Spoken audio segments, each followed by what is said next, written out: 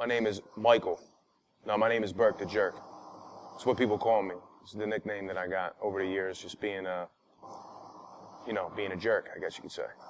Early in my surroundings, just going to school and getting in, ciphers and battles and turning the TV on and seeing how, intricate a well-written verse and a well-written song could be, and how powerful it could be, and how much fun it could be, So I was inspired by everything. I was constantly inspired by everything. Everything I see, everything I hear, everything I do, everything other people do, When I had a microphone in my hand, I knew I always had people's attention. So any open mic or any cipher or anything that was going on that was hip-hop, I was there. Even if it wasn't hip-hop, even if it was just, I remember getting invited to World Cafe Live, and it was more of a light incense type crowd and like snapping and poetry.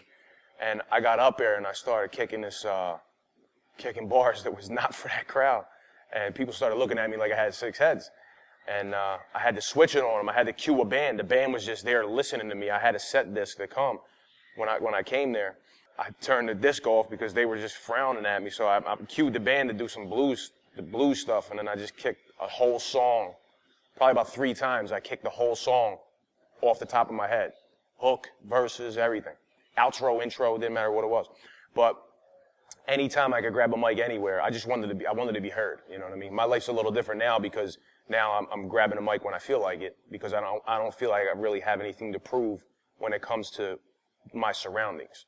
You know what I mean? Obviously, if my audience was to get bigger, I would be all over every mic again. You know what I mean?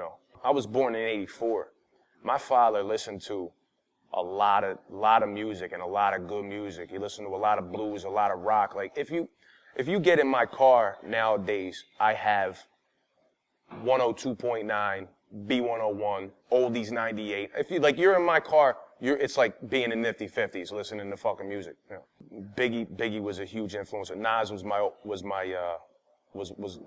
my favorite MC for a very long time when I was coming up. But like 98, what really, like Pun made me really want to rap. Big Punisher made me really want to rhyme, and I was amazed. I didn't think things like that could happen on a rap song. It was like I couldn't even believe it.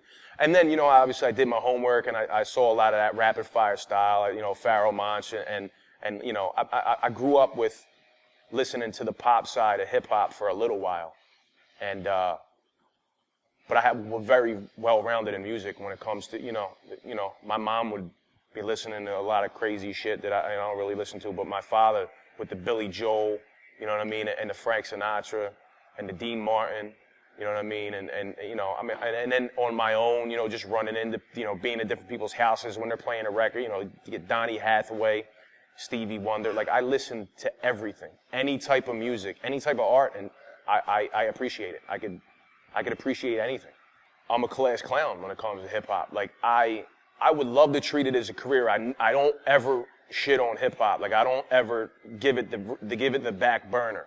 I treat it how it treats me at the time. I mean, I can control it at certain times, but when I look at it as a career, I really never saw. I've been in a lot of shady situations when it comes to hip hop. I've been told, being signed to this, doing that, making this deal, put your name on this paper. I never really took to it, but like my family, when they knew that I was making music, they listened to it, and they always appreciated it. Like you got my mom. Like my mom, I could put out the worst shit ever, and my mother will eat it up and love it. Convincing my father was a whole other thing, you know what I mean? Because he was, not a critique. He didn't critique me, but, for him hip-hop wasn't something that was his favorite thing. So when it came to, for him having to listen, he's like, you're really good. Yo, this is really good. The first time that I actually wanted to record more was my older brother, Russell. I recorded something on like a Dr. Dre beat with my boy Kaz and my stepbrother Ricky, who's no longer with us. And we used to sit in my grandmother's house on a microphone on a computer, just like a regular little microphone that would go on an old Dell computer. And we would rap to like beats that were just coming out, Nas beats, Dre beats, or whatever, when we would get them. And my brother wound up hearing it. I never thought even about making a record or making anything. I was just like, I was doing what I saw and what I got out of it. So whatever was the Locks, whether it was Exhibit. People thought I sounded like Exhibit when I first came out. My brother said, yo, you sound like Exhibit, but this stuff's really good. This stuff is really good. You got to do this. You got to pursue this. And I started writing my own songs. I always had stuff written down, but I wrote my own songs, and I progressed a lot from where it came from, was to just messing around and really just enjoying the culture and enjoying the art form of doing it, which I'll never get rid of that.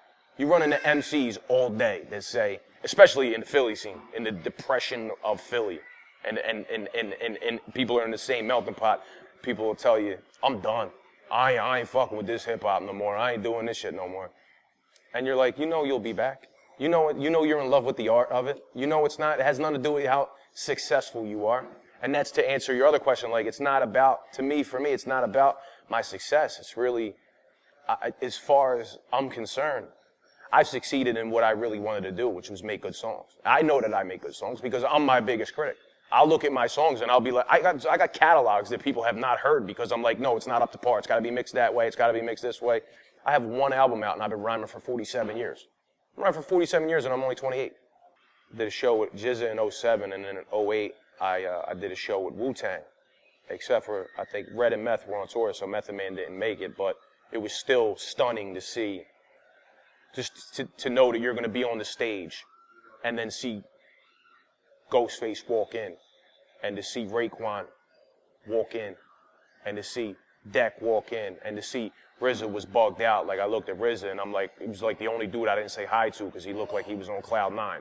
And I'm like, I'm not taking him off wherever he's at right now. He didn't look like he wanted to come down, you know what I mean? But they were like larger than life to me, and I'm not a starstruck person. Like, I find weird people fascinating. I feel like I've listened to their whole catalog, so I almost feel like I know them when I see them, you know what I mean? I still see them and I'm like, yo, that's really cool to run into them, you know what I mean? But like, I'm starstruck by weird people. Like, I'll see Ed Rendell, who used to be the mayor, and I'm like, that guy's a goofball. I want to talk to that guy, you know what I mean? Like, I'll let these other guys be because people are trying to crowd them all the time. But that would be a highlight. And doing some of the songs and some of the guest appearances that I've had, and being in the studio with some people, as far as like Reef put me on Fight Music, which was him and Vinny Paz, and that was a big song for me because at the time I was barely doing anything with hip hop. I was a cable guy. I was up and I was tightening bolts and nuts and bolts and shit for a living. And then he called me up, like, Reef knows what I'm capable of, so he, it was supposed to be a song with me, him, and Sean Price. And then later I actually wound up doing a song with Sean Price later on, which was, also a highlight. And I got so many things that were the biggest thing to me. You understand what I'm saying? Like, I got so many things that I could name. I could be here forever telling you things that I've done that left a mark, that, watching people, just going to different shows and watching people and thinking, wow, like I was at a Redman and Method Man concert, and I was stunned. It was the best performance that I ever saw. It was entertaining. And that's how I do my shows. Like, even before I've seen that, like, I play different songs during my show. I do a trivia during my show. People don't want to come and see me kick the same bars over and over again, especially if I'm doing the show in Philly. So I'm being entertained, you know what I mean? And then just building, like, not even making music with people, you know what I'm saying? But just running into people that I respect what they do as an art, and just building with them. Knowing that you do what you do, you make music, and you know you're good at it, you hold your own separate integrity, but people still will hold you up to whoever's hot at the time. You need to be different. You need to be different from whoever's on top and whoever's this, whoever's that. People want to keep comparing you to the next person. I don't need to be compared to anybody's success. I just want to be known as a good person, and just somebody who was out to share some of the art and contribute and just make some decent records, and not be known as a person who overstepped their boundaries when it came to that, that fame thing, and that expectation of attention. Like, I don't really expect too much attention. I just know I have it when I have a microphone in my hand, or if you're listening to a disc that I have, I know that I have your attention. And that's all what I really want to leave behind. I really want to leave behind my integrity and the respect I have for people who actually that take music seriously. You know what I mean? Like, I take music seriously. I don't take my career that seriously. You know, people will argue that I should, but I'm trying to have fun. I'm trying to enjoy my life. It's kind of what I want to leave behind. Maybe some jerky music, you know what I'm saying? Just have a good time and, respect, Gotta have respect.